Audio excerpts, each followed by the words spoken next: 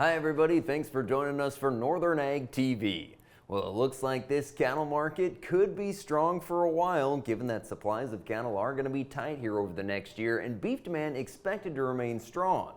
Now, we've already set new record highs in the cattle market, and Kevin Good with CattleFax says that price volatility is going to be very present, and he says that price risk management will remain critical.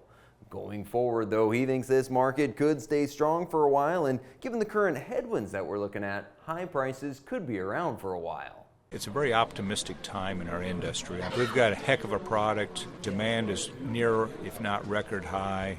Yes, we will rebuild. The cycle is still intact, but there's enough headwinds out here. Mother Nature is a big part of that. The age of producer, labor availability, the cost and availability of credit with what it takes to enter our business. So there is a number of things out there that continue to be a headwind, which would suggest that it's going to take longer to expand. Because of that, prices should remain better longer as we go over the next 3 or 4 years. Well, big shifts happening at USDA as new Ag Secretary Brooke Rollins takes over. As part of a larger Trump administration effort to reduce the size of the federal government workforce, thousands of USDA workers have been fired in the last 2 weeks. Most of the employees were in probationary periods, with 3,400 Forest Service employees fired last week, a significant curb in staffing at NRCS, where the previous administration was focused on hiring due to an influx of Inflation Reduction Act funds.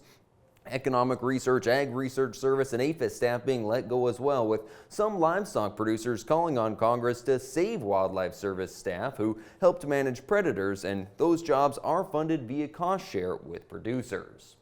Well, highly pathogenic avian influenza has been found in backyard poultry flocks in Wyoming. They've been discovered in Platte, Sheridan, and Washakie counties.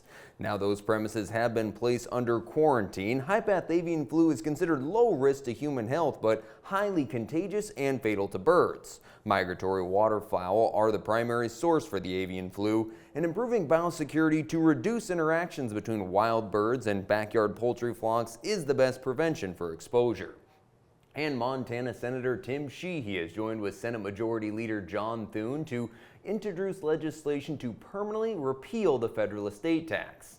Now, the two argue that that tax disproportionately affects agriculture and small businesses who are asset rich and cash poor, threatening to put them out of business after the loss of a loved one. The current estate tax exemptions that were doubled in 2017 are set to expire at the end of the year without congressional actions. And if those exemptions revert back, many more farm families will be subject to the death tax. Stay with us. We'll be back for the markets after this. From the beginning, we've worked closely with farmers. BNSF's ties to the agricultural community go back 175 years.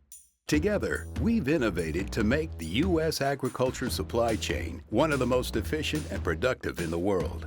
Our strong relationship powers BNSF still today and helps us move the nation like no one else can. At BNSF, we move the nation for you.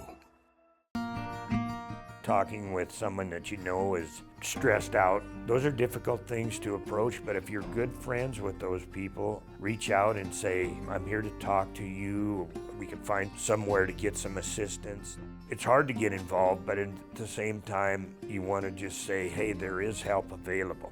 For more tips in dealing with stress in agriculture or for free counseling for egg producers, visit beyondtheweather.com. Well, it's not going to take us long to get through the markets because the futures were closed for President's Day on Monday. Now, we have set new highs in the market. January, we were doing it almost every other day. February, though, the market has largely slid back and could run into some pressure after cash cattle trade was down again last week. $4 lower on the live sales from 202 to 203, dressed down 6 from 320 to 322. A stronger way-up market in Torrington last week. The cows up $1 to $3 from 141 to 152, and the bull market higher from 162 to 169. At the feeder sale in St. Ange, we saw light 6-weight steers selling $335 to $346, heavy 6-weights $318 to $326, your 7-weight steers $294 to $301. Lots of bull sales happening right now. In Veteran Wyoming, Booth's Cherry Creek averaged $81.79 on 124 bulls. That average up 32% from last year with a high at $45,000.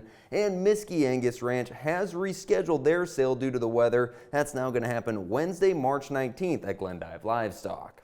And cross your fingers that the grain market can hold on to the big gains from last week. The wheat market soared on Friday, mainly on concerns about another bout with the cold weather and funds worried about the effect of winter kill. With those big double-digit gains, we're now looking at wheat contracts that are high as they've been since October. Thanks for joining us this morning. I'm Coulter Brown, Northern Ag Network.